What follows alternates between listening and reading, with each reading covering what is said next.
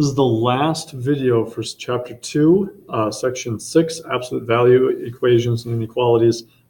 In my opinion, this is much less involved and much easier to comprehend than the quadratic inequalities and the rational inequalities that we were just looking at. There's a lot less steps involved. I'll let you decide for yourself if you think it's actually easier or not, but that's my opinion. So here we go, absolute value. I've already talked about absolute value a little bit. This is the exact same slide from chapter 1. I think like the very first slide. The absolute value is the distance a number is from 0. So absolute value, these vertical bars here, the absolute value of -5 is 5, and the absolute value of 5 is 5, because 5 is 5 away from 0, and -5 is 5 away from 0.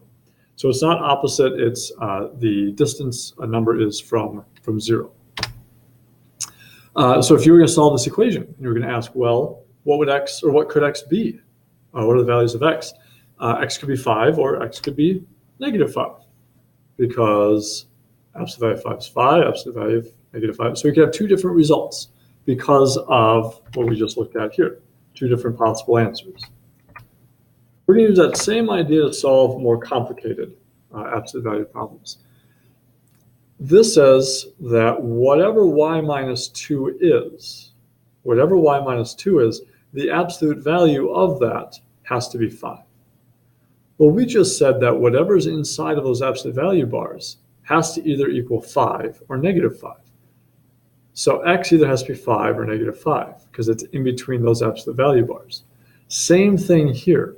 Whatever's in between those absolute value bars has to either equal 5 or -5. So y minus 2 has to either equal 5 or y minus 2 has to equal -5. This is where our final answer won't always just be one number plus or minus. If there's only one value in between, only one variable, it's either going to be 5 or -5. It's going to be the same number plus or minus. If there's more than one thing inside of that absolute value bar, it's not necessarily going to be the same number. So y minus 2, whatever is inside of those absolute value bars, has to either equal 5 or -5. We can solve it from there then. Add 2 to both sides. We get that either y equals 7 or y equals -3. So that's how you solve absolute value equations. Here's a slightly more complicated one, but it's still the same steps. It'd be like as if these were parentheses. We want to try and get this absolute value by itself. We want to try and get it to look like this, where we just have the absolute value equals something else. We can subtract 3 from both sides. Divide both sides by 2, because this is 2 times, just like if it was parentheses, it'd be multiplication. So we can divide by 2. The goal was to get this absolute value all by itself. It's kind of like if it was a squared, 4 plus t, or 4t plus 2 squared. We'd want to get that by itself. Now that we have the absolute value by itself, we're going to be writing 2 different equations. We're going to say whatever 4t plus 2 is, whatever this 4t plus 2 is, either has to equal 2 or it has to equal -2. So we're really rewriting the same equation once as it looks right now, 4t plus 2 equals 2, and once with the opposite, 4t plus 2 equals -2. And that's how we can solve these absolute value equations. Once as it looks right away, and once with the opposite. So now we can subtract 2 from both sides with that equal sign, divide both sides by 4. We get that t could be 0 or t could be -1. If you plug 0 back in here, 4 times 0 plus 2, absolute value of 2 times, if you work that through, you're going to get 7. If you plug -1 in for t, and you work that through, you're going to get 7. So that's how you solve absolute value equations. That's it. Get the absolute value by itself, solve it once as it looks, and once with the opposite. Absolute value inequalities is almost the exact same thing. There's one extra little bit. This came up sort of earlier in, I think it might have been the first section of chapter 2. If we're solving this absolute value inequality, x has to be less than 5, because if you picked 4, the absolute value of 4 would be 4, which is less than 5. However, eventually, if you keep going down, like -1, absolute value of -1 is 1, which is less than 5, that's fine. But if you get to like -6, the absolute value of -6 would be a +6, which is not less than 5. So we cannot just say that that x has to be less than 5. What we end up having to say is this.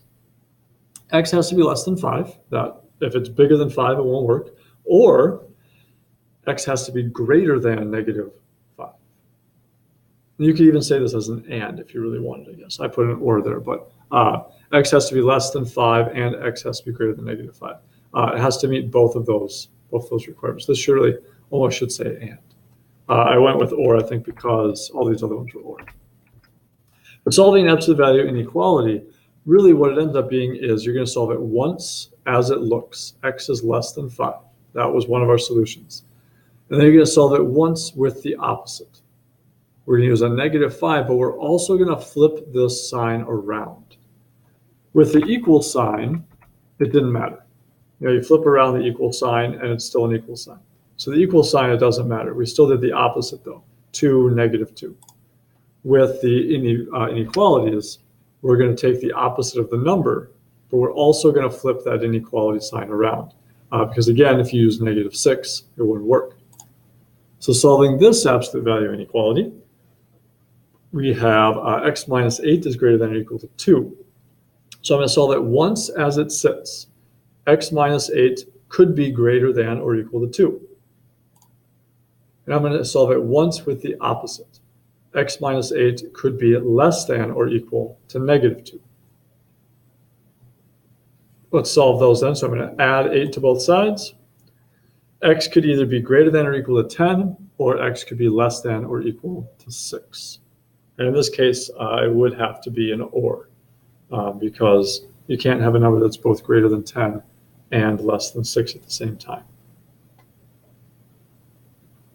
So that's how you solve the absolute value equations and absolute value inequalities once as it is, once with the opposite. And opposite means a little bit more when you're talking about the inequalities. Make sure you flip that symbol around when you're solving the inequality. That's it. That's it for solving. The only other thing we have to cover in this lesson is graphing, and this is the last slide. I told you this is going to be a faster one. So graphing, we've already solved both of these. So I'm going to move over to the document camera and show you what the graphs for these look like. Nothing changes here. We still graph it as we were before. The equals is a little bit different in that there's not going to be any lines. So I'm going to, except for the number line, I'm going to put my numbers on there. There's 0, 7. So I've got a couple numbers on there. Y could equal 7. So I put a closed in circle there. Y could equal -3. So put a closed in circle there. That's it. There's no lines because y can't be anything else. It has to equal 7 or -3. So that's it. That's how you graph an absolute value equation. If you're going to graph an inequality, we still use the same methods as we were doing before. So 6, 7, 8, 9, 10. X could be greater than or equal to 10, so greater than or equal to 10. And I know that 11 is greater than 10, so my arrow will go that way. Or x could be less than or equal to 6. So again, closed in circle on 6. X is going to be less than 6. I know 5 is less than 6. So I'm going to graph it that way. So graphing, once you have your inequalities written, your solutions written, then you can graph it in the same way we were graphing before.